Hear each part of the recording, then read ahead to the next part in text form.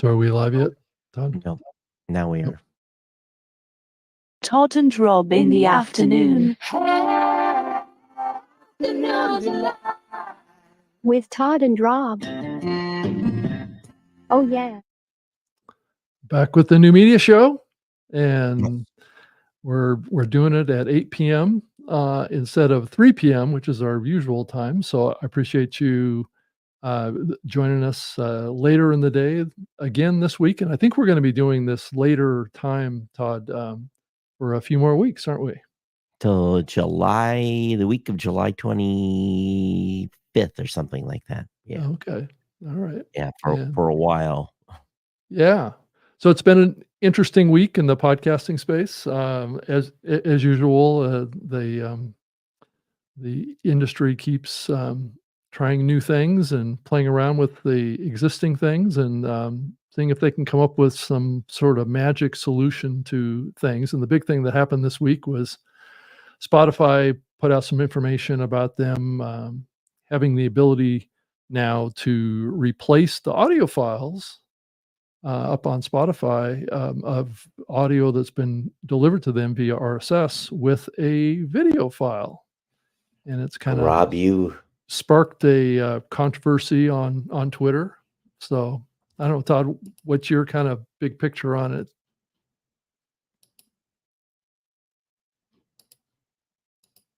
I may have to jump out and jump back in. The audio completely disappeared on me. I can't hear nothing, so I'll come right back. Okay. All right. Well, so we had Spotify came out with some information about this in great detail, and I know Pod News covered it.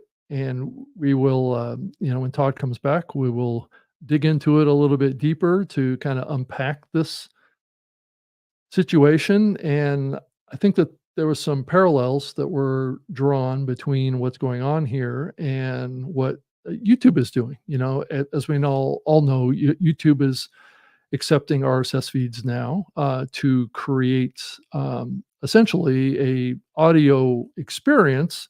But when you import the file from the MP3 into YouTube, it actually creates a video file, which has been the case with every kind of publishing into YouTube. Everything goes in as a video. So what's different about what's going on here with Spotify is that they've been historically a pass-through platform for RSS feeds and your audio files that are coming off of your podcast hosting provider. And so that is something that's been going on for quite a while. I know that if you don't get submitted, and I don't know if this is still the case, but it used to be the case, but if you're not submitted through a host, like a podcast hosting platform, that there is a chance that they will cache all your episodes. I'm talking about Spotify, and they will deliver your files outside of a pass-through, which means that wherever you're hosting will probably likely not get credit for the download of that file to listeners on Spotify. And I do believe one of the reasons that they did that was because a lot of folks that would submit to Spotify weren't necessarily hosting on what would be considered to be a professional hosting platform like a Blueberry or a Libsyn or a Buzzsprout or any of these platforms. And so there was a performance concern that Spotify had around the delivery of media files to their users, right? And so they felt, I think, and Todd, once you confirm this, I mean, in the early days with Spotify, we basically had to negotiate with them to allow us to have a pass-through. And from what I understand, shows that are not submitted through Blueberry and the official large podcast hosting platforms, Spotify was caching those episodes and delivering them via a stream because they didn't trust the host on the delivery of those podcasts outside of the podcast hosts. So is that they still do. Yeah. And having the situation now where potentially a podcaster that decides they want to add video to their Spotify account is going to completely disconnect their audio. Yep. And get no stats except for Spotify stats. which are not going to be IAB certified, back into back to their host. So it's really, this is what they've done here is abomination. It's not good. Yeah. Yeah, and I think that it's one of those things, if you look at this from a historical perspective and what Spotify has done in the past, this is relatively consistent with their external communications around RSS, and in some ways, this is basically bypassing RSS to deliver Oh, media files now, yeah, right? exactly. And if and we have not had any communications with Spotify, but essentially what they will have done is broke the pass-through agreement. They will have violated the and again, we got to go back and take a look at this. And I'm curious if there's any other hosts that have pass-through agreements have done a test yet to see if the audio file is still being served Yeah. um, from Yeah, I should RSS. Yeah, I agree, Todd, and I think that's something that we should emphasize here, that we are still in the discovery phase of what they're actually doing here, because like you said, it sounds like they haven't had direct communication with the podcast hosts for everyone to understand what's going on here. I know James Cridlin has been playing around with this, and he is not as concerned about it. But then again, I'm not sure that James is always got the host's perspective on this. I think he's looking at it more broadly from the industry perspective, and I'm not always sure that those two things align. And so, anyway, Todd, is that where do we go from here with this whole situation? If a podcaster wants to go in here and replace their audio files with a video file, it's still a little uncertain about what that's going to create for them. Now the question is, why didn't Spotify talk to us and say, "Hey, how can we work together?" There is a way forward, Oh, whether it has there always is, isn't there? It's yeah, just whether that would have yeah. been, supporting hosts that support the alternate enclosure or support hosts that have a second feed for video, um, and then, and used RSS, but it's obvious that, they went their own way here. So, I think podcasters just need to be warned that if they go into Spotify and they are hosting with Blueberry, Libsyn, Buzzsprout, whoever else has a pass-through agreement, and they drop a video file in, they need to realize that their audio file will not be served for audio listeners.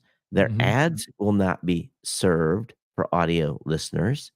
Yep. Um, Especially if it's dynamic ad insertion. If you built your ad into the content, then maybe it'll be okay if as long as it's in the video.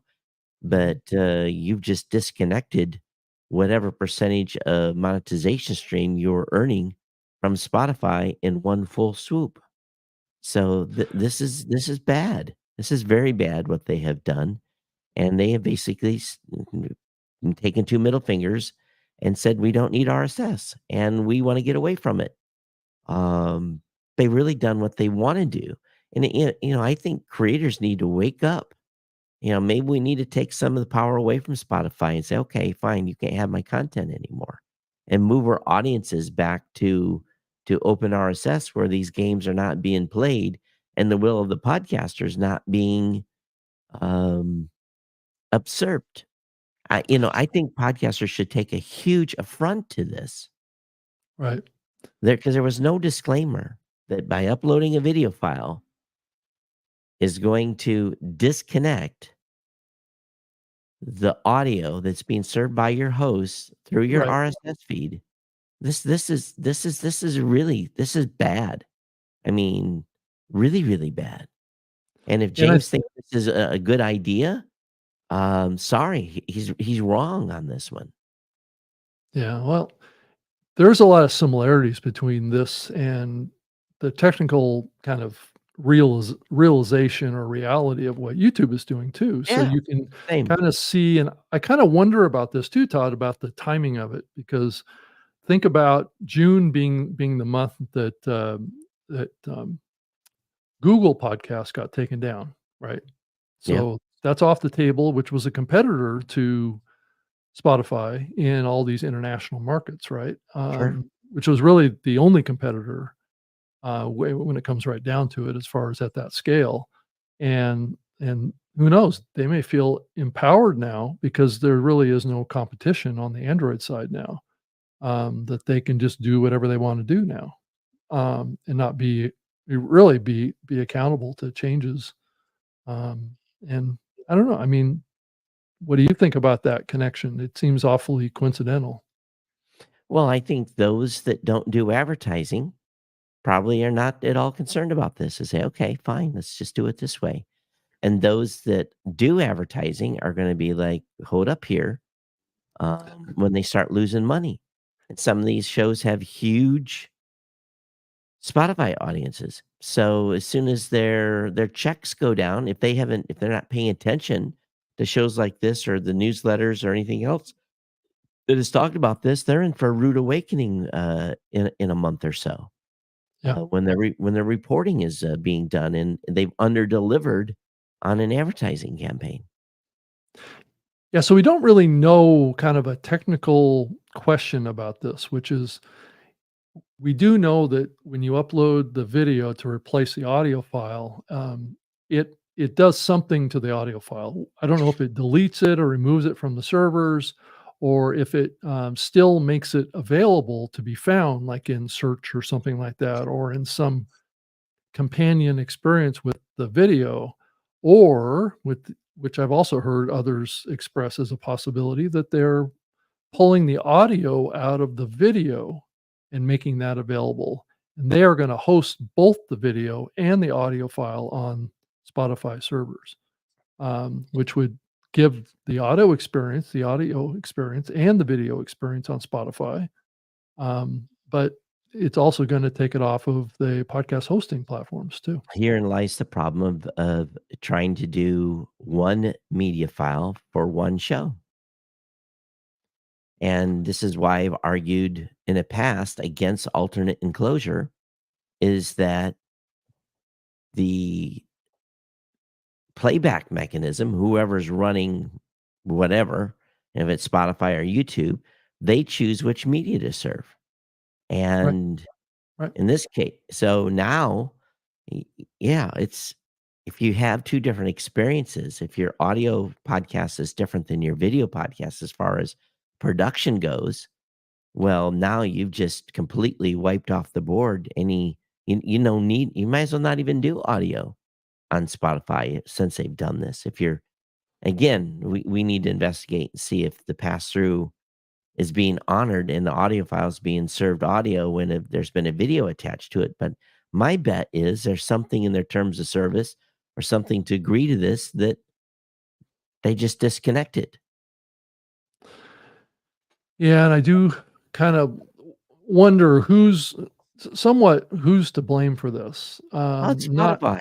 not well, let me back up and look at it from a higher perspective. Is that we've been as an industry, the podcast industry has been somewhat pushing back on supporting video, and are really focused on being an audio only medium. And I think in a Well, lot of ways we've that's kind not of set true. ourselves up for this kind of stuff to happen. I, Um, I I disagree. You know, Well I mean, Todd, if we're an audio I'm I know your platform is not audio only, but most of the podcast hosting platforms have built for audio only. So, but the industry is moving towards video increasingly. I And don't agree with that. well, I It's talk to a lot of people and they okay. all talk So, about video. So, well, I talk to a lot of people and they say, "How come I have to add video?" They don't want to well, add sure, video. Todd. I'm not saying that that doesn't happen. Yeah. I'm just saying that the trends are pushing this video agenda out Well, there. Increasingly, it's in YouTube the and research Spotify too. are pushing the agenda of video. So Yeah. let's be careful here No, I'm talking because about podcasters, Todd. I'm not yeah, talking I'm talking about about yeah, but okay. who has drove this narrative? Again, Research has been driving this narrative. okay, yes. Who's stepping on the gas on that? Well, the research agencies that are doing studies about the medium of But podcasting, but it's but being seen again, increasingly. but Todd, I didn't wanna make this whole show oh, no, about arguing about what's happening with no, video but because Rob, you keep failing to realize I'm not failing that anything, no, Todd.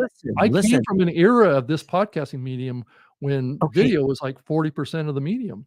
but again, we're talking about a small subset of shows, very Yeah, I'm large not talking shows. about how big it But is right now, Todd. I'm no, talking no, about no, where people are pushing this industry. Well, then why did YouTube decide to create a playlist called podcast then, Todd? It wasn't just a because random choice. they hijacked the word and saw a marketing Yeah, opportunity. yeah, because they're seeing momentum in the market. Big companies don't make random decisions like that. They make choices like that because there's momentum But they're seeing in the market. there's ground truth to your comments, and I need to continue to fight this. There's Yeah, ground truth. Go through and yeah, find and but do yeah, but Todd, A/B. as long as we keep fighting this, what we're doing is I'm not we're fighting. enabling these big No, platforms to come in and take the industry away from us. I'm not fighting this. I'm not Yeah, fighting you this. are. I have supported video I know at you have. Blueberry. Okay, but here's the So it problem. baffles me why you're not more supportive of video and podcasting I because your am. I platform has support it always fully. supported it. Yeah, we support it fully, but I support it through RSS. I'm not saying that we don't. I'm Okay, saying we should. but here's the But the problem. problem is that the industry hasn't embraced it. Okay, And but I have this here's the dialogue though that we have to be careful of leading content creators down the path of thinking they have to do video. They no, don't Todd, have to do it's video. giving people the options, right? We understand, but Okay. also we have to quit pumping video as a savior to what everyone is saying is the next big thing in podcasting because it's only please, Yeah, but it's Todd, it's only already a big happening. It's already no, no, happening, and no. people For are us talking about video all the time. I okay, hear it all the time, great, but and it's the not only just me that's saying it, it's a lot of other okay, people too. great, they're talking about it, but who's successful? About 200 But shows, that's but it. that's but Todd, that's not the question that needs to be answered. No, Who's successful? I mean, that that's is the part of the education. equation, but No, it's not no, the no, whole no. picture, No, this right? is the education we have to put forward to podcasters, Okay. is that if you go down the video route, you have uh, I talked about this at length at the podcast show, and everyone in the group agreed with me. Your Yeah, if you're chances of audio only, yeah, right. your no, I talked about video. Your chances of finding success and building a big show with a video podcast is like 1 in a million. It's not easy. So, if you want to build a big show and find success, audio is still the primary way to reach an audience. Yes, you may reach a small percentage of people Yeah. with video. You may, but we have to continue to add disclaimers to this because the people that are starting and trying to do video are not finding success. They're spending a lot of money. They're doing a lot of editing. It's very frustrating for them to get video up and running and be successful. But So there's and we also a have lot of content creators that are struggling to be successful with audio too, Todd. I So you disagree. can't I disagree. We are seeing unprecedented growth on the audio side, unlike we've ever seen in many, many years. So I disagree. Shows are Todd, finding it's the huge argument success. that you only see a nail when you're a hammer, right? No, So I'm just so Rob, it's you've bought into the video thing so hard. no, I And haven't bought into it, Todd. I've been involved in this medium long enough to have perspective on it, and know that video has always been a part of this okay, I've medium. had a perspective of it as well as a very, very, very few shows. Here's my ultimate concern. You make a podcaster understand that they have to think they have to do video, this industry will die. Why is it going to die? It's Todd, gonna I think die. the opposite is possibly No, true too. Yeah. no. The reason it's Well, going Todd, look right in front of you. What's going on with Spotify? What's going on with Spotify? Tell me what's going on with Spotify well, right now. they're trying to What's going on basically with YouTube right they're now? trying to up disrupt the space. Right, through video. Okay, but again, I don't We know have to how more clear it can be in front of you, but it's there. It's right there. They're but we they're using video as a wedge to get rid of RSS because the industry has not embraced video in RSS to get the content into these platforms. Even YouTube doesn't support RSS delivery of video files. And why is that? Because the podcast industry hasn't embraced it. well, I'll, again, I mean, I've had video support since the beginning of time I know in you podcast. have, Todd, but nobody in the industry has been promoting it. We promote Even it, Apple took the toggle out of their play experience between audio and video. but So, again, we've walked away from video, Todd. well, The this industry of narrative, podcasting has walked away from industry. I was involved in creating a video experience with video podcasts on Windows Media Center, like, but the but 15 the years ago. narrative but the narrative, this false narrative that you have to have a video podcast, Todd, that's not the point here. It's not it a is false narrative. What it is sharing with people what is possible in this medium. And video is more on people's mind than audio is right now. I'm not I talking about what the pathway to success is and how you're going to grow your show faster if you do this or you do that. It's looking at the medium and not giving these big media companies a pathway to disrupt the audio because that's exactly what's happening right now. but we have to continue to make sure that podcasters understand Wow. Yeah, as I'm part not of this I'm not and part of arguing this. that point. Well, I agree okay, that the podcasters need to understand what's involved in audio and video and need to be educated on that. But at the end of the day, it's their choice, well, right? it's their They choice. It's not us dictating to them about what No, they're we're not yes, dictating but to them. that's how it comes across, Todd. It comes across as us telling them what they need to be doing. Well, I think sometimes podcasters do need to be told what they should be doing, and they Yeah. can make an educated choice then on whether or not they want to go down this path. I agree with you. They need to be educated. There's no argument on that. They need to be educated about how it works, what the options are, how to do it, all those things. And I believe we're all doing that. I mean, I do that every week on my podcast tip show. And so it's really a matter of us embracing the medium for what it has always been. It's a medium of distribution of online media files. And we have chosen to remove ourselves from that because we saw YouTube come in and take away all the content from us 15 years ago and then back away from it. You didn't, And Libsyn didn't, and and Podbean didn't, but the rest of the industry did. right. So that's the honest truth. I mean, I'm not lying here. I lived it. Well, and part of it is, those other companies that don't support video have not been willing to take the hit on the bandwidth cost for delivering video. Well, because back in those days, it was expensive to deliver video, but It's now always still it's a expensive. lot cheaper now Mm. to for bandwidth than it was back in 2013 or 2014 or 2012. But I you take this show as an example. Mhm. It'll come in at about 2 gigs. This Yeah. show on audio will come in at 80 megs. So it's essentially 20 times more expensive to serve a single video play than it is an audio play. Yeah. And if you have any medium of success with a video podcast, Mhm. um, it's a you can't pay for a $20 hosting account and expect the podcast hosting companies to survive. Well, Todd, you're assuming that the video podcast is gonna be so popular that it's going to, That is saturate always the that pipes. that's the all it takes is 1 or 2. All it Okay. takes is 1 or 2, and and some of these podcast hosts will be in big trouble. They're not moving petabytes of data. So They get a they get a that's what they this is get a all about then, Todd. Oh, It's I'm about sure. costs Yeah. with the podcast host. They don't want to You incur the costs of video is what it comes down you to. you get a popular video podcast, and it pulls down a petabyte of traffic. You Mhm. just do the math on it. It's not hard. Right. to come up with what it cost. This show probably costs about a penny per listen or watch.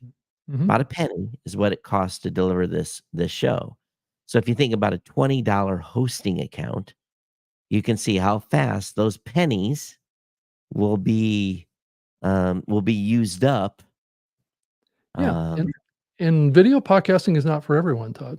I agree with you 150%. It's not for everyone, and not everyone should do it. I'm not advocating that. They can, if they want to create video, they can just upload it directly to YouTube. I'm just saying that the industry has abandoned video, really, at the end of the day, because I went through it. well, And again, Libsyn, us, so and Podbean have this is not. what we get. This is what we get. We get Spotify coming in and using video as a weapon against open RSS. Again, Yeah. Libsyn, Podbean, and Blueberry Right, have not exactly. abandoned video. Right, but they never talk about it. They never Well, promote it. Podbean does. We do. I don't know Well, I about think we're Libsyn. seeing Libsyn and Podbean start to promote it here because what they're seeing is what I'm seeing, which is an industry that is embracing video increasingly, and so they're seeing an opportunity. Well, So, yeah, this completely negates it. what does? It completely negates if you have, for YouTube and Spotify, if you're assuming this is where the majority of your listeners are coming from. I'm not assuming that's where the majority of listeners, that's Well, never been the case. if it's basically what ends up going to happen is that um Blueberry included, we won't have to pay for any of that bandwidth, only what's assumed on the apps that support video and Apple Podcast.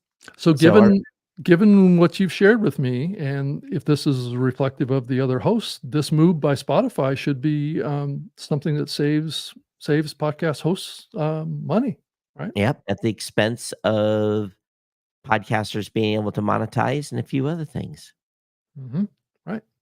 So it's always been one of those things. In the early days of video on the podcasting side with the hosts, it was like all those video podcasts left the platforms, and a lot of platforms breathed a sigh of relief because how much money they were saving. And so they put all their energies into audio because audio was inexpensive to deliver, and that's the business environment of what has happened with podcasting. And I think being honest about it is the right path, and that's what.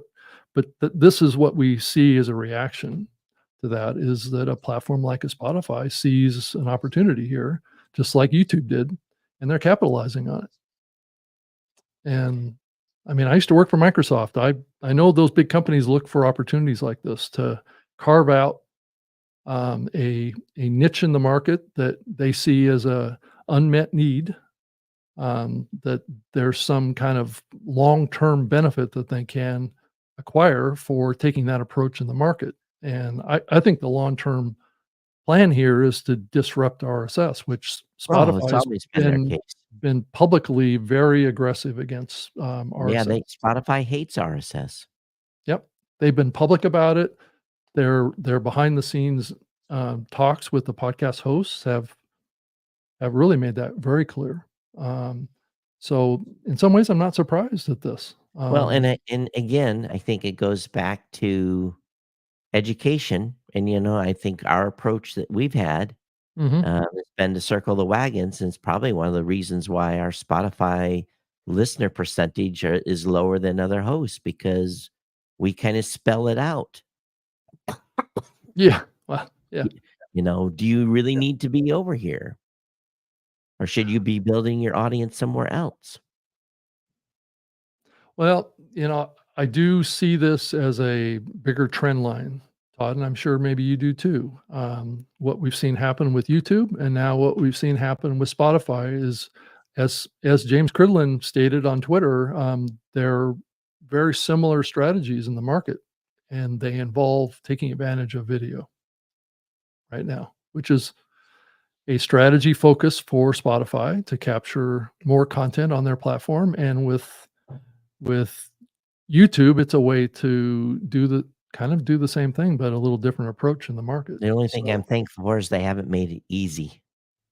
It's still that's probably the next thing, Todd, if is that there's the audio extra part is probably, I don't know, is the audio part going to be disrupted by AI, do you think? No, I'm not even worried about AI in this regard. What I'm saying is they've made it easy and haven't made it easy. You still have to do extra steps to get video over on Spotify. Yeah, and that's, I guess, part of the disruption, Todd, is that increasingly we're seeing direct upload strategies at these big media companies. It exists today even at Apple. If you want to create a premium podcast, you upload it directly to them. No, not necessarily. If you're host Well, of you Blueberry, don't have to, but I'm saying that there's a pathway there for that they've built, right? Which yeah, is a that's direct why. upload model, and now Spotify well, of course, they've had a direct upload model for many years, but this takes them into the video realm of a direct upload scenario, which they've had before.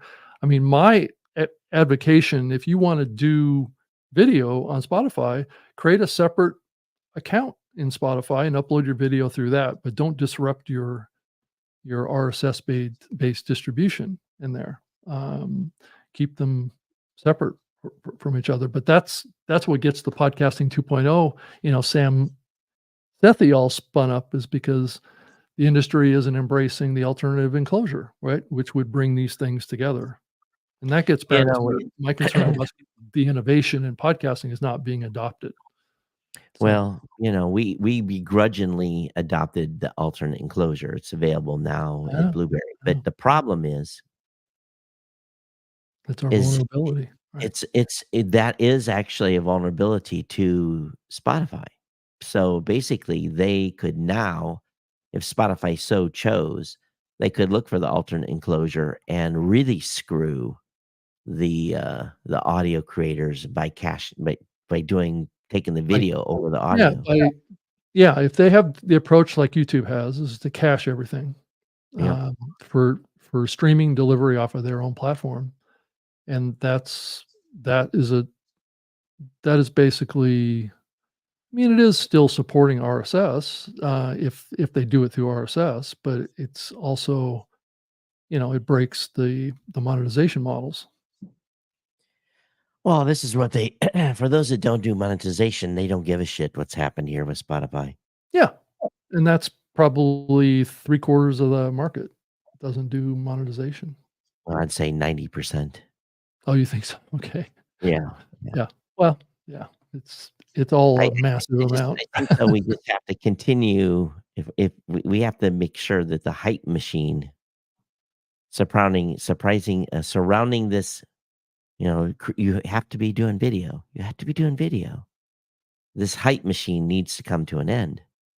Um, there has to be, yes, if you choose to do video, here are your X, Y, and Z ramifications of doing so, and understand that if you're on a host and you're you're monetized and you add video to your Spotify show, you are going to lose revenue. That's going to fix this. Is that as soon as people start losing money uh, and their ads aren't being served, For a then small amount of shows, though, Todd. all hell will break loose. No, but I mean, just like what you stated earlier, is that the vast majority of shows don't care about monetization. So Right. we're going to see a lot of shows probably do this because they don't really fully understand what they're getting involved with. They're probably perfectly fine with getting their stats off of Spotify. Well, And what will it's the happen same thing they're doing with YouTube. and what always happens is that, oh, I can do this. And then about a year down the road, they find some success. And then they go, oh, I have to disrupt my audience now because I need to separate the audio from the video. And they went down a path that really has no return. So from your point of view, yes, you should have a second show on Spotify, your video I pure mean, if you're version. gonna do that, don't replace your Yeah. audio file. Yeah. Just do it separately, Well, and that the keeps podcaster everything in place. doesn't know unless they're listening to this show or reading James' newsletter, they don't know their audio file is being replaced. They've done this underhanded. Well, their announcement was really kind of confusing, and I think, the actual headline was uploading video episodes if you're not hosted with Spotify, which is kind of a confusing message because you wouldn't be able to do it unless you were. I mean, it causes you to be hosted at Spotify. Right. It's what it really comes down to. But they're not saying that. So it doesn't say that your files are now going to be hosted by Spotify. It doesn't say that in their PR. No, of course not. Yeah. And, It's just it's just convenient thing. I mean, everybody wants video now, so, again, quit using the word everyone. Some Well want video. well, if you look at this announcement by Spotify, they're assuming that everybody's hot to get video going. Else they wouldn't have done this. This is a clue that video is top of mind for lots of people right now. Else they wouldn't have done it. I'll say some, not everyone. I think I we don't have know. to be careful. I'm not saying that we're everyone using- here, Todd. I'm saying, but there is a general knowledge out there of people that are not as knowledgeable that assume that they need to be doing video now. Whether or not that's accurate or not based on the success metric, there's a perception out there that everybody, because of shorts, reels, all this TikTok stuff, everything out there, everybody's thinking about video right now. It's just Well, it's the I reality will, of the I market will right say now. this is that narrative will continue to shrink the podcasting space. And Well, then that's what I'm trying to avoid here by raising the alarm bells that the industry needs to either get on board or they're going to get taken out. So that's you either swim with the fishes or you get out of the pool, right? To some yeah, degree. well,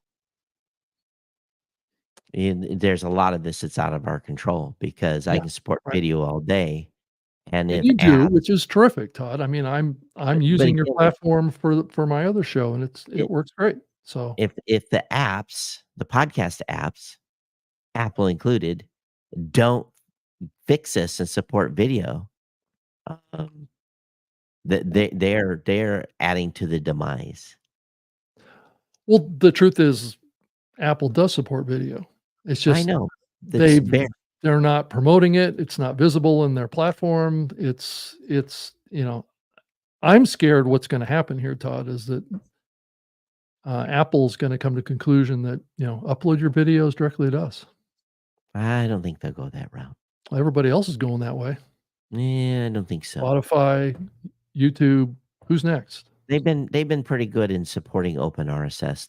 They understand what is Well, at great. Hopefully, they understand what's at greater stake. well, here. they're already embracing video submission into their platform, which I can't say is the case for YouTube or Spotify. So they are taking in video. The question is that why haven't they prioritized letting everybody know that they support video? I don't understand. So this is the confusing thing about what's going on in the market right now is that we're letting these big media companies, wag us around like the tail on a dog. Well, herein lies the long-term issue. Right. And anyway, why do you think I'm pushing on my show Yeah. and this show to use a new podcast app from podcastapps.com? Yeah. Take back the narrative. Well, you gotta We're take- live and lit today with audio. Yeah. Well, I thought we were. Maybe I never pushed the bat signal out. Though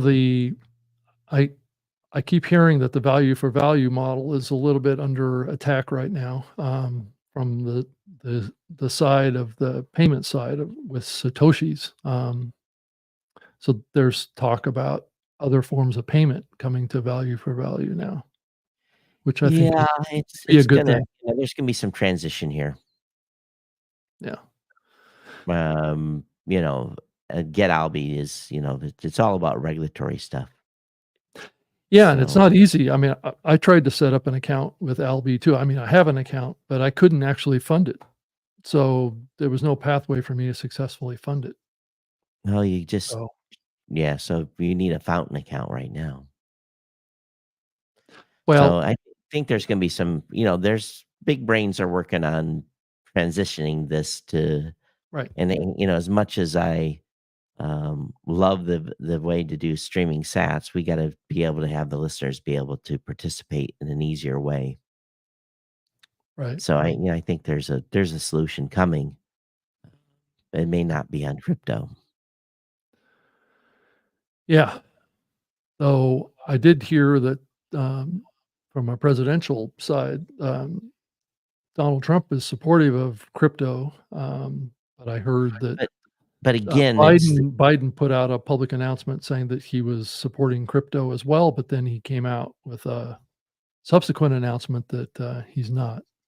well, the challenge is regardless of the political thing, they can't shut this down. Where they're gonna cause pain is Is in the in banking side. is in the banking side. It's really about the custodial and non-custodial wallets, It's the and, conversion to currency is where not they really. can they can get It's involved. really about the wallet and knowing who owns that wallet, and it's really all about, trying to prevent and what they're worried about is drug dealers and, stuff Yeah, using money laundering. Yeah, yeah, yeah. So this is where the wallet stuff becomes, challenging because if you become a bank, uh, there's all kinds and I don't even pretend to even understand it all, but, uh, that's what it boils down to.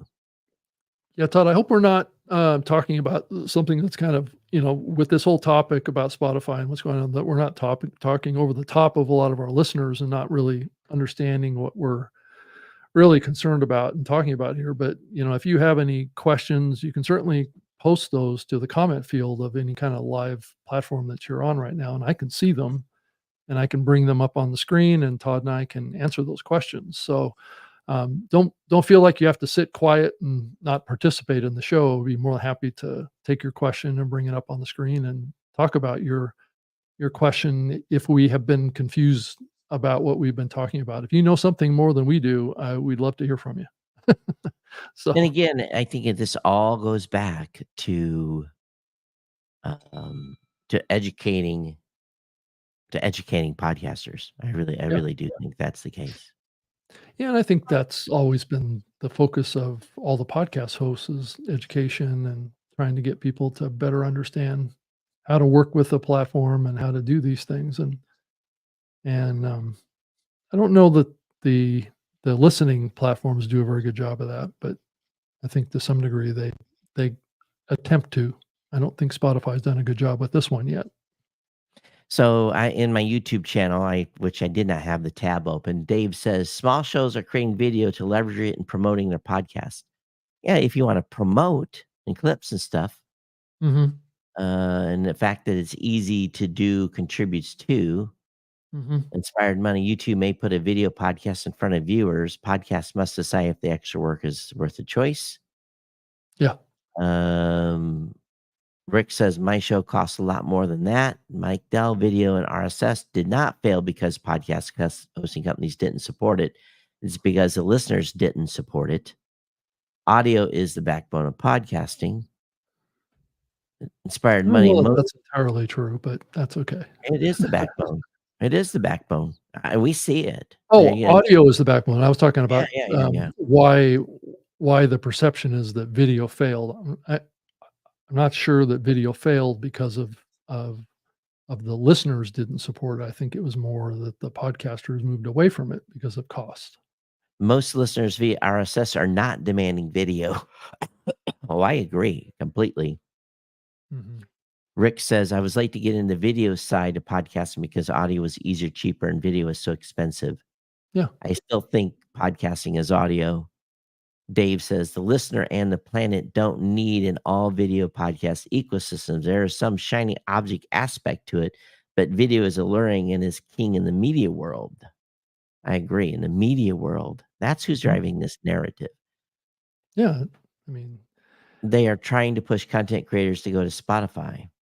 we are moving into an era of mainstream media replacement, and and we can talk about this a little bit, and this is part of the reason why I wanted to talk about this topic that Stephen Goldstein raised, which is, Let, um, let, go let, go me, go ahead. let me get through the rest of the comments here. Sure. Inspired Money says there's risk to committed published video to Spotify. If video doesn't take off, the company will pivot again. That's true. Beauty Bubble 61.56 market cap says to me, play now and then only crush when you can afford to do so. Podcasters are far too independent of thought and progress, and a temporary pivot is good for Mhm. you all. And Inspired Money says, I wonder what percentage of Spotify users consume audio only versus video podcasts. Suspect video is relatively small. So, okay, go ahead. Looks like Harold posted a comment in here too. Is there an Apple TV app? Yes, Yeah. and that I can view RSS video podcasts with. Yes. Yeah, that's how I primarily watch Yeah. any video podcast I'm on. It's on Apple TV. It's actually been around for probably 15 years or maybe even longer than that. Been around a Yeah. long time. Yeah. You can watch this show right now on Apple TV. Just go to the Yeah. podcast app. Yep. And that's part of what I'm talking about here is that the infrastructure has been there for video for a long time. And it just moved to YouTube because of cost. When I go to an event and show my video podcast on my Apple Podcast app, people, you know, they're shocked. Yeah. Well, guess what? Apple hasn't made it visible in their app. So it it used to have, you know, right up front presentation in their consumption apps.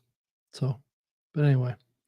Yeah, so Stephen Goldstein has this article that he wrote talking about the breakdown of the age demos around consumption of media and where podcasting fits into that and where, TV, print media, kind of fits into, and radio to some degree, cable channels, those kind of things, are that traditional media is like the average age is over 65, I believe, or about 65.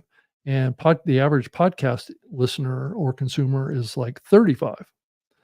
And part of where I'm making this connection is that I think that part of what we're seeing is a switchover, from people seeing podcasts as their new media, right? Which is what we've been doing for all these years, is talking about this transition from mainstream media over to podcasting. Of course, we've been talking about this on this show for what, 13, 14 years, Todd. Right.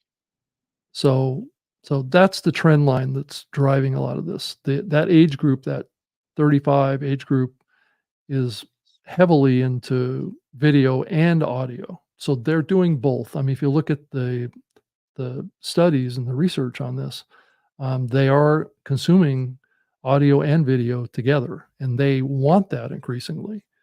So this trend that we're seeing that I'm really talking about isn't so much that it's 100% here yet. I'm talking about where things are going, right? And where the industry may find itself, 5 years from now, is that, only embracing audio may be allowing, these big media companies to get ahead of sorts of the open nature of podcasting, and that's what worries me the most.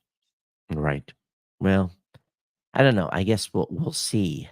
And again, I think things will self adjust because there's this hype. Mhm. Yeah, I mean, we'll see. it's hype. Yeah, but that's when you see the significant shifts start to happen, is when there's a hype cycle. It's the same thing that happened with podcasting in the early days when Adam Curry went out and did all that media, and there was a lot of hype around podcasting. Got like front page article in the USA Today, and mainstream media was all over podcasting, trying to play up its significance when it really had no significance at the time. Um, I mean, really, in the early days of podcasting, it wasn't a significant medium. It was more kind of buzz and talking about the opportunity of it. was Right. really what was going on, because just from my own show that I was doing at the time, I was getting minuscule downloads as a podcast, but I was getting huge numbers on streaming and off of radio back in those days. So we're seeing this shift over to replacing those things. I don't know, streaming may take over. I don't know what you think about that topic, but I don't think so. do you think that I think a that lot of people, if those are going to do video, are going to do live streaming. But well, no, so you think long term, the download is gonna be the dominant way that people get oh yeah, media for actually the in the future? for the listener doesn't know if it's streaming or download. It's all transparent at this point. So how it's delivered, it doesn't matter. Most Yeah, listeners think the audio is being streamed. that's We true. don't care about Well, in that. a lot of ways, it probably, is. It's just not streamed with a certain technical specification. Right?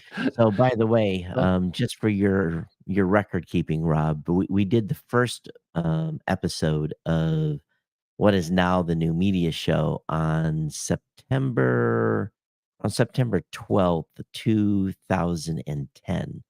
So oh, 14 wow, years here soon. 14 years. Wow, Todd.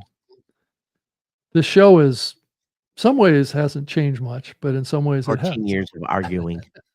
I don't know I don't know about that. I think this show has been always about exploring controversial topics. I mean, But it's also been my job to, try to stay ahead of the hype farm. yeah, and it's kind of been my job in the industry to push the envelope on things. Well, that's fine, and again, we've been Yeah, doing video since the beginning on this yeah. show. So it's not 2010 that was at the early days of but again, video. Right. this show alone, 99% of the people that listen to this show listen and not watch. So, well, Though I've actually, it's about 80-20. though I've seen on my channels since I've been streaming this on my YouTube channel that the numbers are getting a lot higher on that side.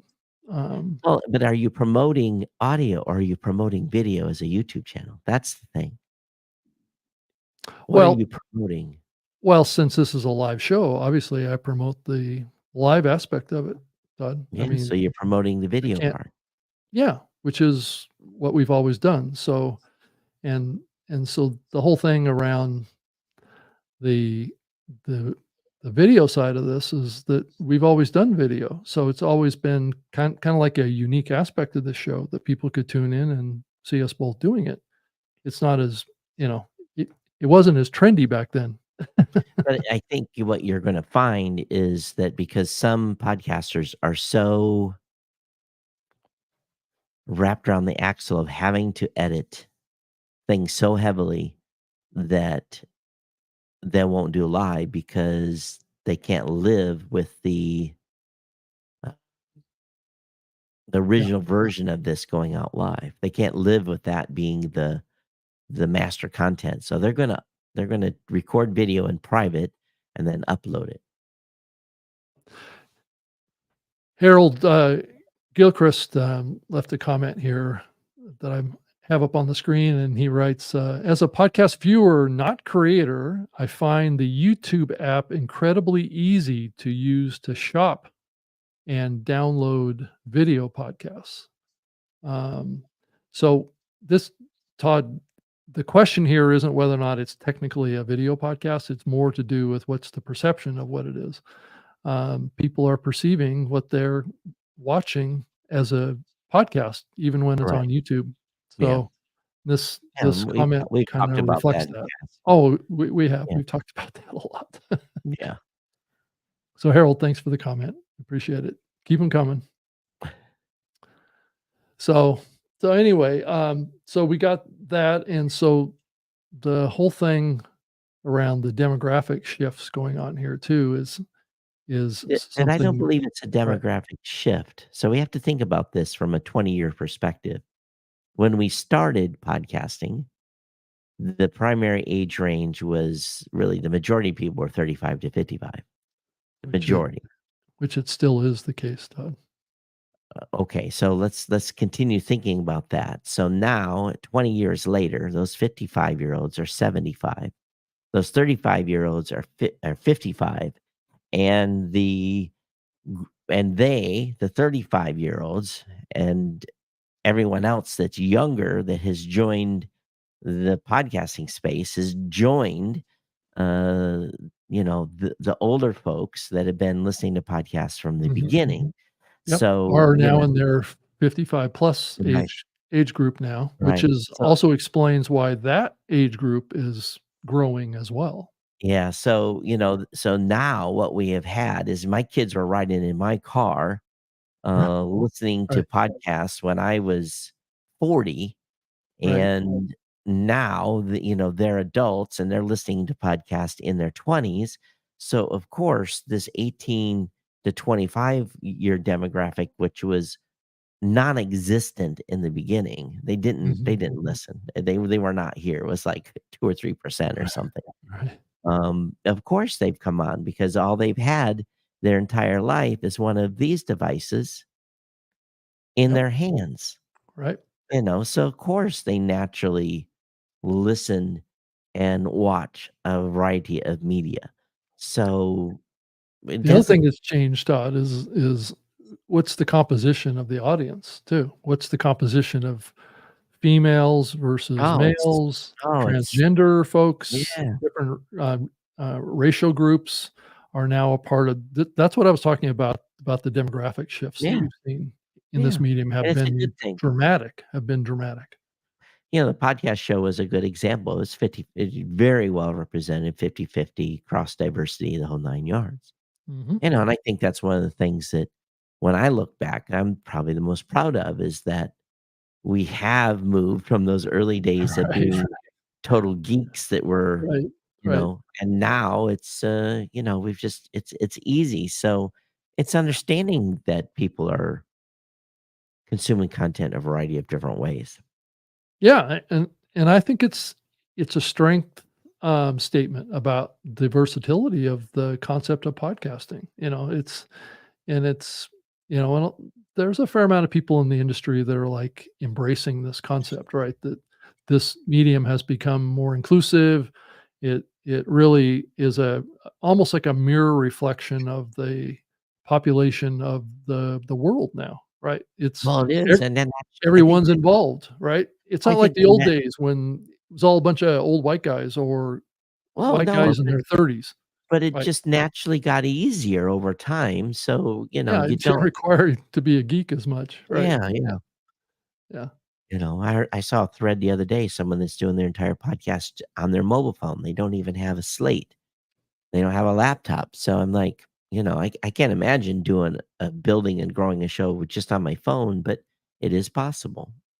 Yeah, and I saw I believe that there was an announcement, from Apple saying that, you could make a phone call on your phone now and completely record that on your phone and publish it out as a podcast.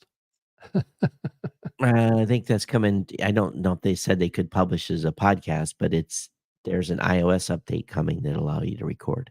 Right, so that could make that possible easier, I guess. I don't know, it's always been possible to But record again, audio I on don't your know if I iPhone. want to listen to a show that's been recorded in an Well, iPhone. that's always the bigger question, right? It's the tension that's been around even the iPad, right? Of using that as a podcasting Yeah. tool, Some which more you can. comments. Apple Podcasts on Apple TV. I'm watching now on Apple TV. I'm watching on YouTube. I don't have Apple TV. Oh, Um, yeah, you have to have an Apple TV device in order to do that. yeah. You can even watch the show live on the Apple TV using the YouTube app. Mhm, correct. And also on the Roku app as well, Yeah, or we're not on Roku anymore. we are through YouTube, Oh, yeah. But right? we don't have, we were, as we've talked before, I had app number 11, 12, and 13 on Roku. Yeah. It were, side loaded apps. Mhm. So Matter of fact, Yeah. some of those apps are still online, and we can't get Roku to remove them. So don't go load the Tech Podcast app. You might be in for a bad experience on Roku. Yeah, and Todd, I think it's interesting that it's still not possible to stream live to Spotify. So maybe that's coming. I don't Yeah, know. I could foresee that, but maybe not. Who knows, right? It depends on what they want to do, and then it's been possible for a while to stream live. I thought on Amazon, but Yeah, I don't have them as a destination. yeah, I think you have to set them up as their own kind of setup, and then I'm not sure that everybody has access to do that at this point. And then the Instagram platform, you can do it. I don't choose to do it because it's kind of a hassle currently until they fix it. But it is possible to do this whole show that we're doing right now on Instagram. So there's a lot of people that are surprised by that. Well, look who owns them. There's there's not a strong history of support for podcasting over there. Right. So So we came up with a comment, the support team did on the response on this Spotify YouTube thing, and I was gonna look. I can't remember what Mike put together, but um, I think that we're just being very upfront and cautioning podcasters that be very very careful. Hear what you wish for mhm. in uploading video on the top of your audio podcast on Spotify. Yeah, I'm not recommending that people do that, but everybody's gonna make their own choice. Yeah. Yeah, Johnny So says yeah, Amazon store can stream live today. Yeah, I think that's interesting. A lot of people are making a lot of money on that, doing home shopping networks yeah, on Amazon. yeah, but I believe you have to have an Amazon store on there to get Yeah. that set up. So, Rick which Rick makes says streaming on Spotify, please no.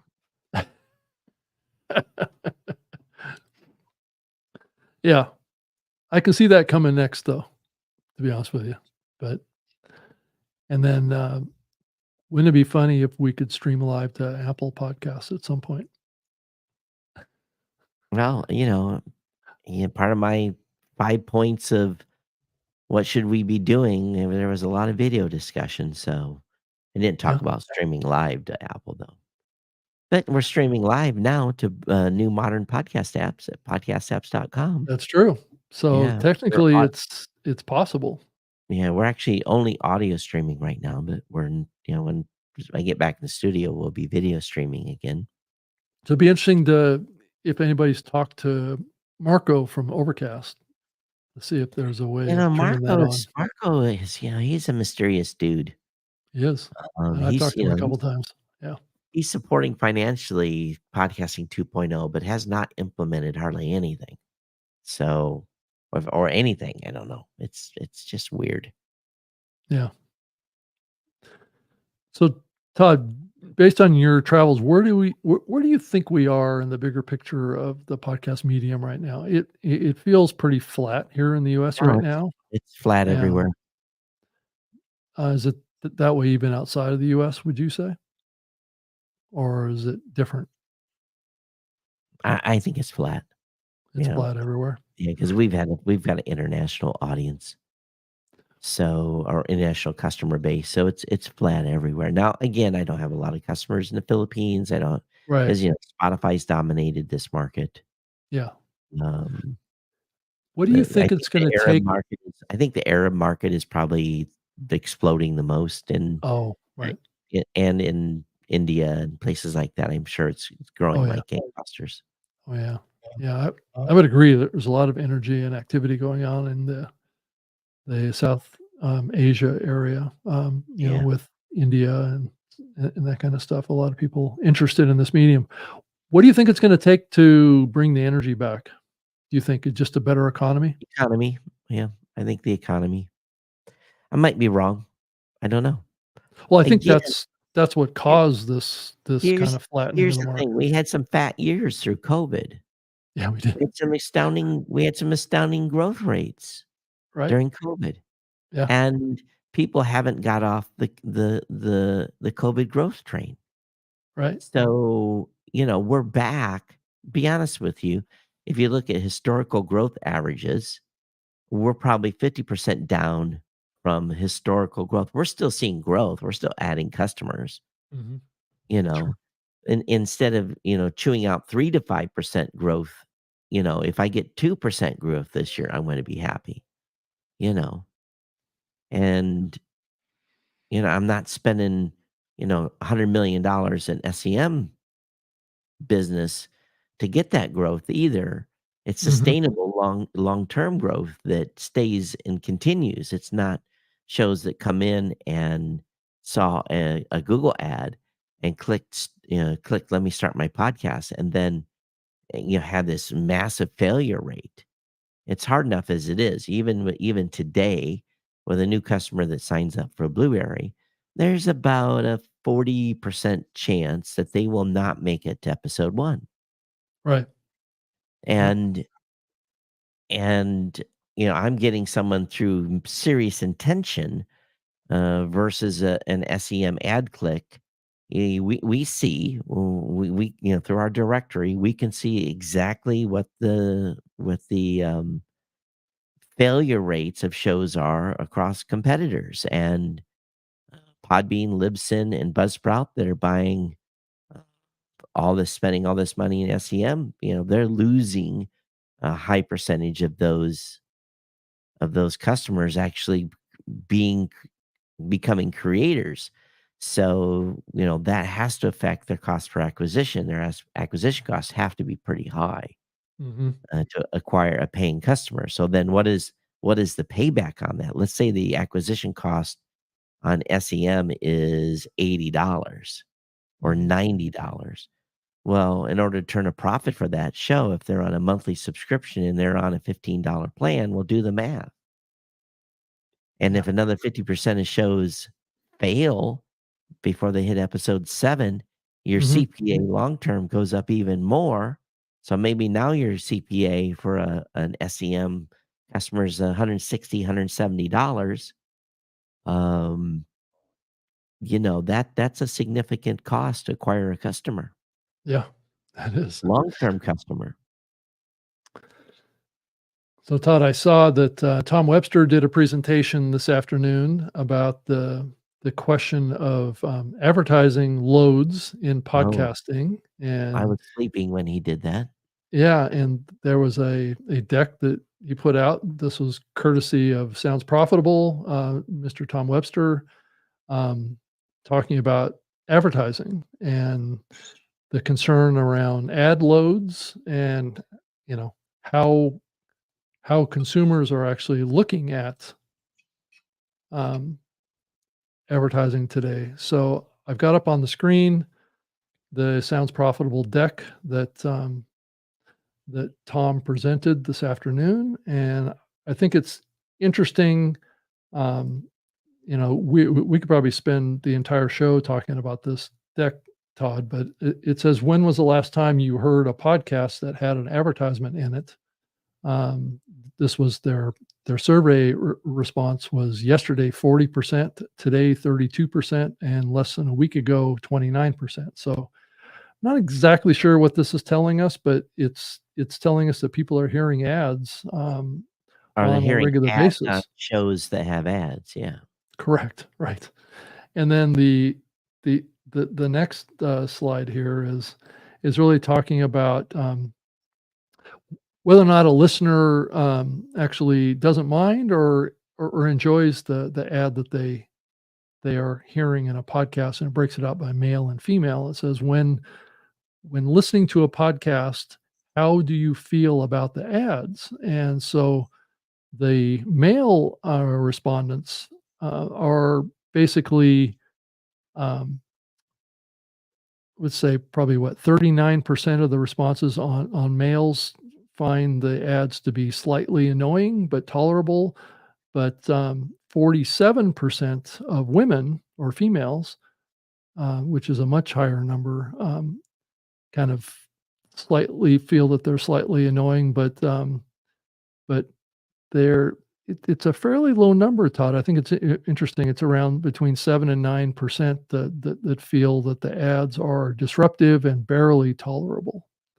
So I think it's interesting that kind of distribution. And would you tend to agree with that assessment, Todd? I don't know. I know I get irritated when we'll look at the ad load irritation. That's more important. Yeah. So let's jump ahead by age. So this is an age breakdown of the same question. How do different age groups feel about advertising? So it looks like the age 50 plus has a slightly annoying but tolerable at 50%. And then it looks like 34% is, let me see, what's that? I believe it don't mind them. So, and then 7% of the 50 plus find them intolerable. Is that intolerable or disruptive? I'm not quite sure. Yeah. It's amazing how close those numbers are across all age groups and just the minor change on the 50 plus. Yeah. So younger people, 18 to 34, are I think a little bit more tolerant of them, I guess. And it looks like 28% don't mind them at all. So I guess these numbers are pretty optimistic about advertising and in podcasts, and I guess that's maybe a good thing. So, and then the next slide that I have up is: have you ever discovered a product or service you liked through a podcast ad? And 58% said yes. That's a big number. Yeah.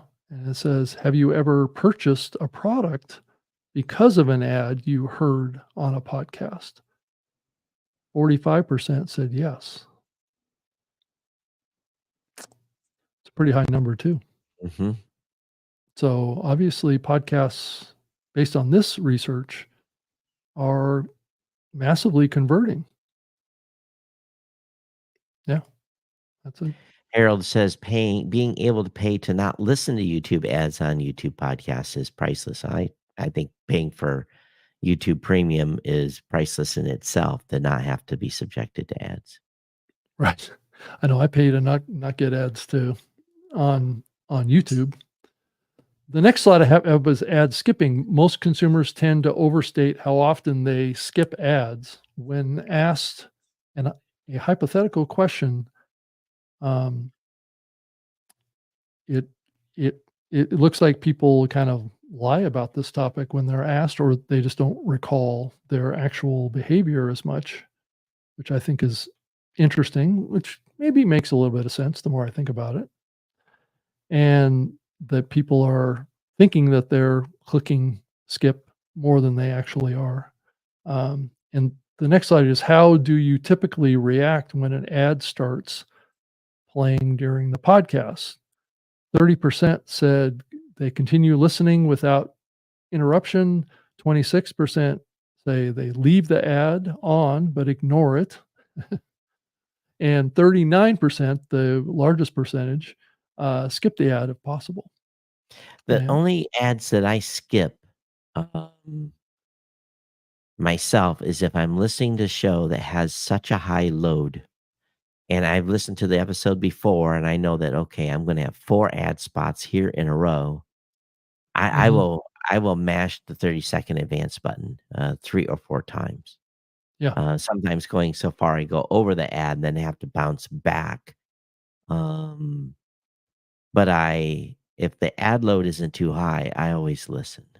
Yeah, and it gets into that detail later in the presentation too, about what the distribution is of how people react to various ad loads. And it says the next slide I have up says, think of the last episode that you listened to that contained ads. How did you react to them? So it says, let me make sure I read this right. It says 18% listened to all of them. 22% listened to most of them. and 28% listened to some of them. Mhm. 17% said skipped all of them. So that's a pretty high percentage that It's weird that 5% muted. Right. Yeah, I don't know how, you would know when to unmute it then, right? Yeah. So you could miss some content when you do that. So, and then ad skipping says, up on the screen now, it says, "Still, ad skipping does occur as it does in any supported medium." So, ad skipping has been done on commercial television, especially with the DVRs for many Right. years. People could just fast forward through it. Traditional television, you haven't been able to do that. So, and then I think we went through a phase where a lot of the streaming video providers totally disabled the ability to skip forward. So we This is have an seen interesting pushback. number. What's that? This is an interesting slide. Yeah, so the next slide is how often do you skip ads on your favorite podcast? And That's a big number. 29%, Oh, is 46 often. total. Yeah. Yeah, 40, yeah, 7, no, yeah, 47 total, is what it totals up to, and then, 30% said sometimes, but It's only 46%, but yeah, okay. yeah, well, it's 29, oh, He's got the quote there, 46, so no, I know that, yeah. Well, I'm looking at the actual number though. Um, yeah, because if you add those 2 numbers up, I think they come up to 45, don't they? But oh, yeah, it that's weird. but but anyway, Rounding the error. yeah, exactly, 18%, s skip ads rarely. So, it's a pretty common behavior of skipping the ads. Mhm. So, I guess if you have like a listening app that has, like, that 30-second skip button on it or 15-second. The ladies skip more than the guys by Yeah, 4%. exactly. That's what this next slide says. How often do you skip ads on your favorite podcast? So, this just breaks it out by male and female, and it looks like females skip more, 48%, versus males skip 44%. So, yeah, interesting. Women are less tolerant of the ads, which is a little surprising. I would think it'd be the opposite, actually. I don't know what you think about that. If you think about men as We're too lazy to take our phones out of our pockets and advance the 30 seconds. well, men are always seen as the ones that are trying to avoid going shopping or something like that, right? So you'd think the women would enjoy the ads, but I guess they get annoyed by them or something. So, how often do you ads on your favorite podcast? So this breaks it up by age group. So it looks like the Wow. age group that skips the ads the most is the 18 to 34. Yeah. So, so that actually L makes some sense to less me, money to spend. right? And then the 50 plus category skips ads the least at 39%. So, and then the 35 to 49, which we were talking about earlier, is kind of right in the middle of that. So, Again, the most disposable income, the 35 to 49 and 50 plus are the ones that skip the less, so it makes sense.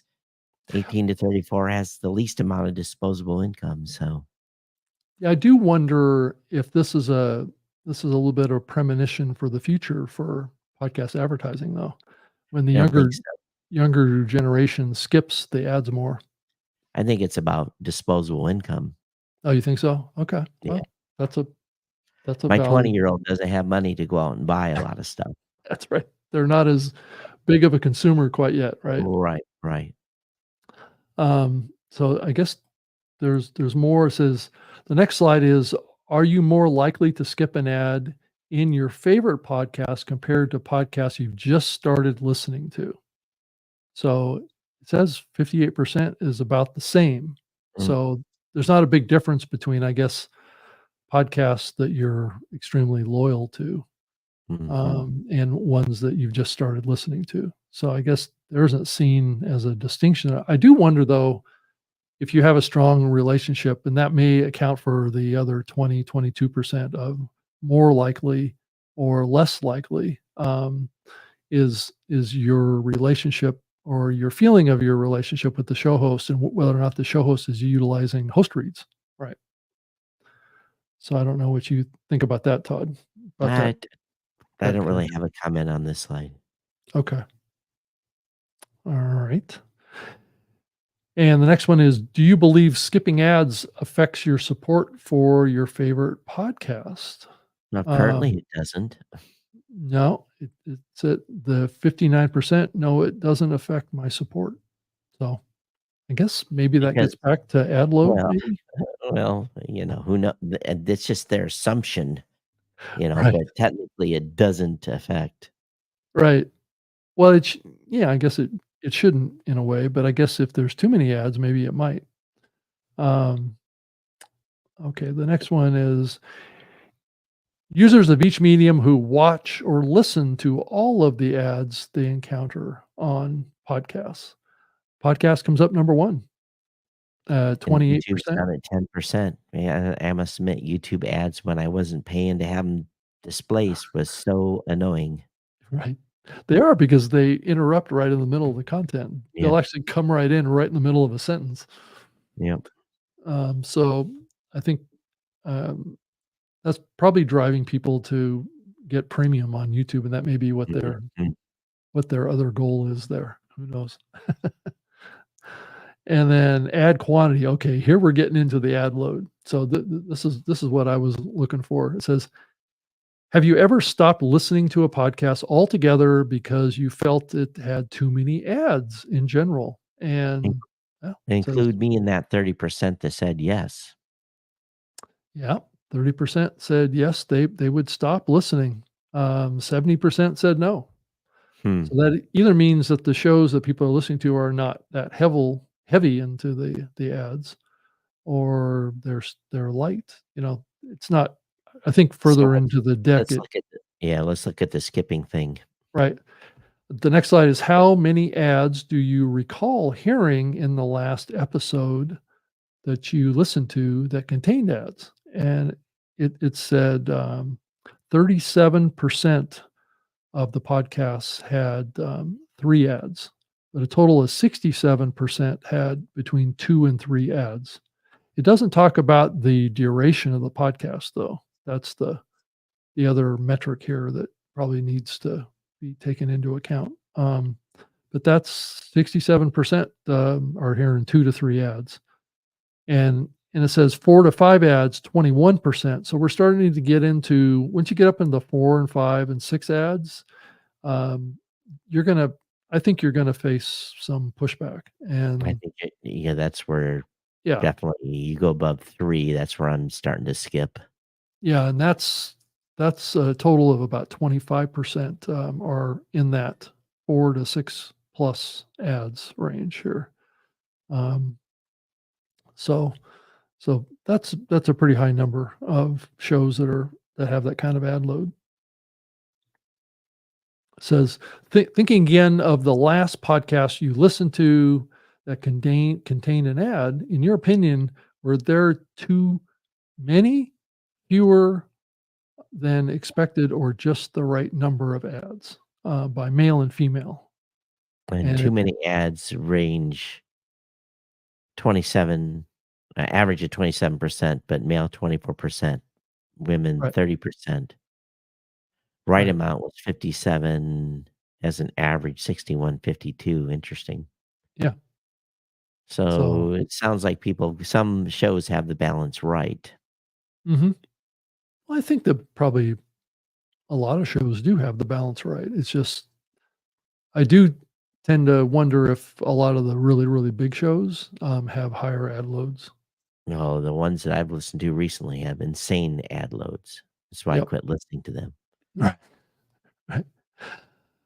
And then, so is this a different, No, you okay. haven't moved forward yet. Oh, we didn't? There Okay. we go. Next slide is, think about your favorite podcast that also has ads. How many total ads do you expect to hear in a typical episode of that podcast? 73%, 2 to Percent 3 ads. expect 2 to 3, right? Huh. Okay. That's, So that's reasonable. that that tells us where that sensitivity spot is. Mhm. Once it gets up into the 4, 5, and 6 range, you're you're outside of the majority. Where my audience will tolerate 2, but they won't tolerate 3 on a hour-long program. Mhm. Yeah, so this could, I mean, it's pretty balanced between 2 and 3. Yeah. There's not a big difference between those 2. And then add quantity, okay, there's another slide here. It says, if a episode of your favorite podcast had more ads than you expected, what would you likely do? It's a big Uh, number. 74% would be listen as I normally do. But can you afford to lose the 26% that said they would stop listening? I would think that that could impact your ROI, right, Yeah, on a campaign. yeah. And I That's think that's a that bigger number than I expected. that's a sensitivity point right there that's starting to rear its head. Yep. Right. So, okay, next slide is, imagine your favorite podcast has an episode that is twice as long as usual, but you hear more ads compared to the typical episode. So this gets back to the duration question, right? Mhm. Um, so these have more ads. How would it impact your listening? So 59% said I would listen to as much of the episode as usual.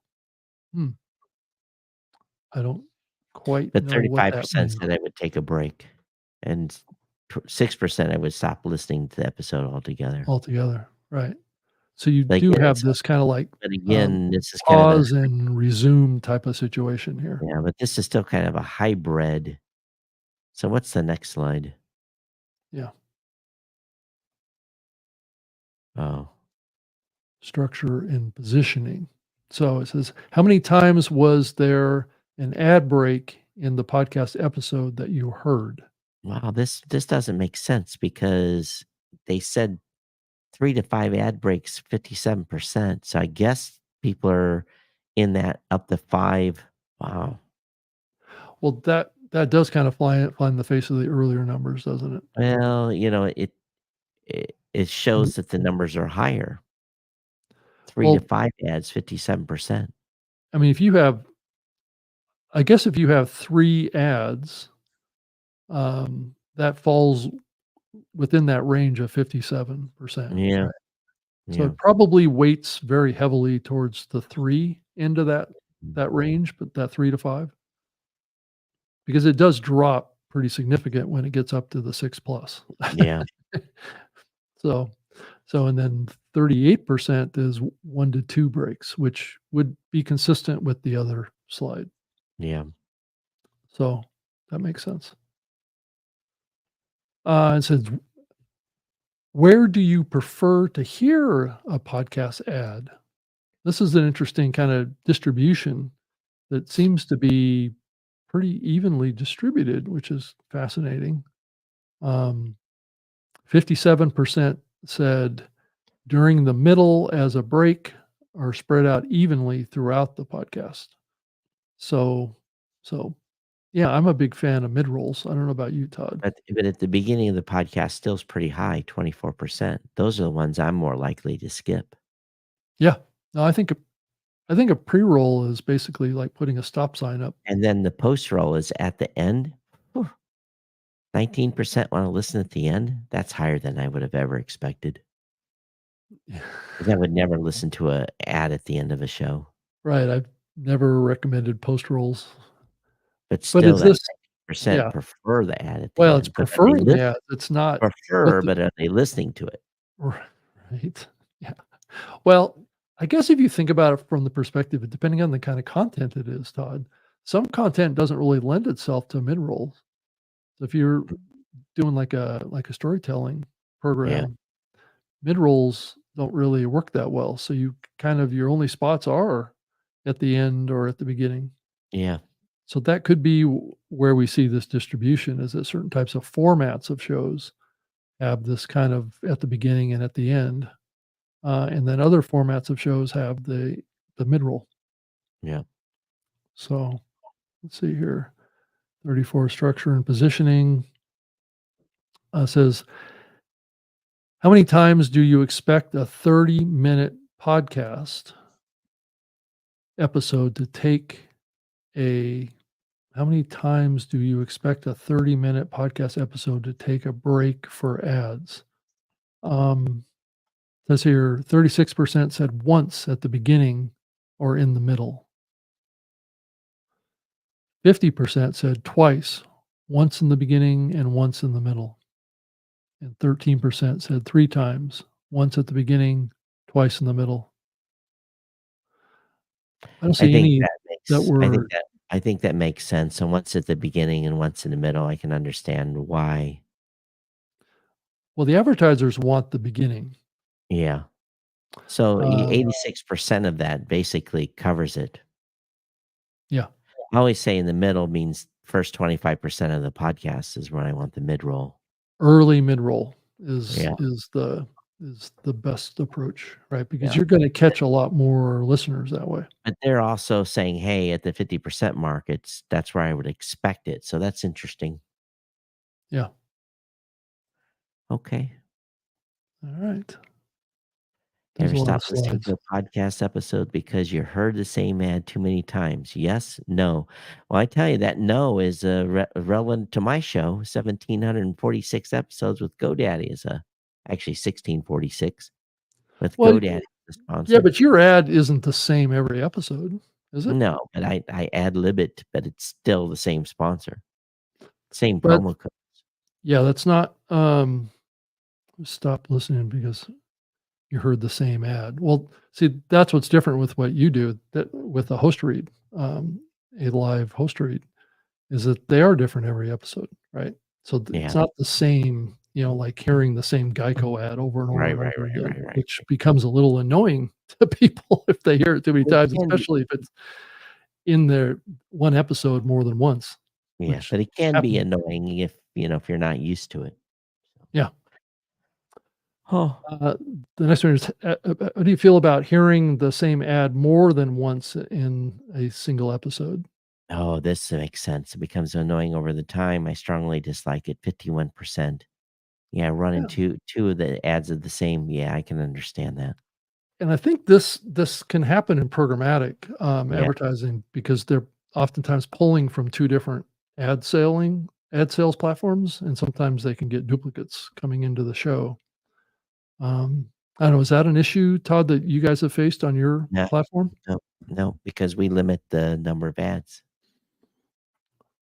The We number set of the same ads, or, a total do you number of block ads. the same ads, from No, we don't allow more than 2 ads to be run programmatically, and most shows only get 1.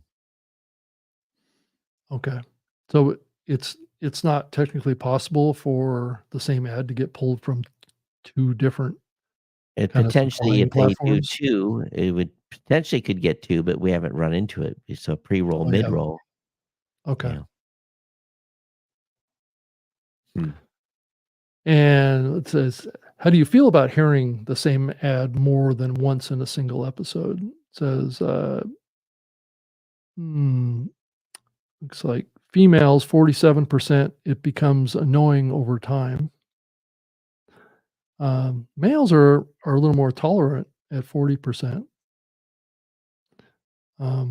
Yeah. So even this is kind of like, maybe a little Well, the ladies say it's tolerable. tolerable, 31%. Right. So, Exactly. yeah. Exactly. So But people will they have a higher level of being annoyed, though, over time, so makes correct. sense. Yeah. Okay.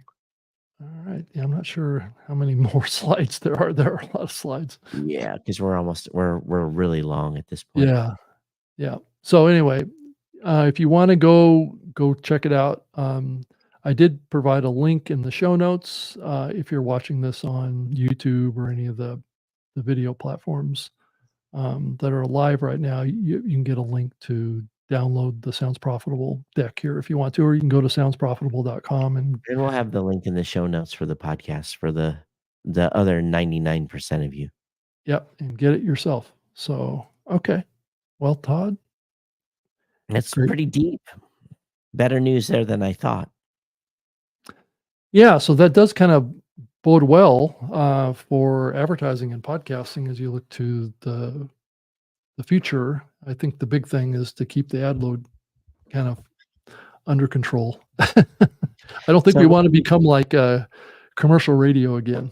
So so we'd love to hear what everyone thinks about what Spotify has done here, based upon our earlier conversation, in replacing your audio file when you put up a video file. mhm, Uh, do you think you're going to lose money? Do you even care? Uh, right. Yeah. Well, that's the I think. same post she posted on my YouTube channel. She came over and posted on ours from, Oh, okay. Yeah. yeah. Yeah. Yeah. But Well, thank you for all the comments yeah, in here too. It was great to hear everybody in their thoughts, and appreciate it. And I hope the show was valuable to you. And please, come back and check us out next Wednesday at 8 p.m. Eastern, 5 p.m. Pacific. and and more importantly, go to newmediashow.com and follow or subscribe to the show Right. via your favorite modern podcast app. And get the podcast version of Yeah, it too. It's when not you just can't video, right? listen live. Yes. Um, so anyway, to get out of here, I'm Todd at blueberry.com or geeknews at gmail.com. I'm at Geek News on X, and Mastodon as well is my at Geek News at geeknews.chat. And here's Todd's platform if you're not familiar with Blueberry, to go check it out. If you're interested in having a video podcast, you can do it over there. And Absolutely. all right, and then here's my YouTube channel if you want to follow this show as well. And then if you want to reach out to me, there's my email address, as well as I'm on X at Rob Greenlee. So thank you everybody for joining me and Todd again on the show. Yeah. This is, what episode number are we at now, Todd? Are we like Let's 600 look. something? No, five. No, hang on. No? We're on, today was 590. So we're getting close to that 600 mark again. Yeah. So Yeah. we should do a special episode on that. There you go. Okay. All right, Todd. Well, thank All you. right. Yep. Yeah. And everyone, thanks for being here. And we'll see you back here same time next week. And yeah, thanks for listening Yeah. or Thank you, watching. everybody. Okay. Bye.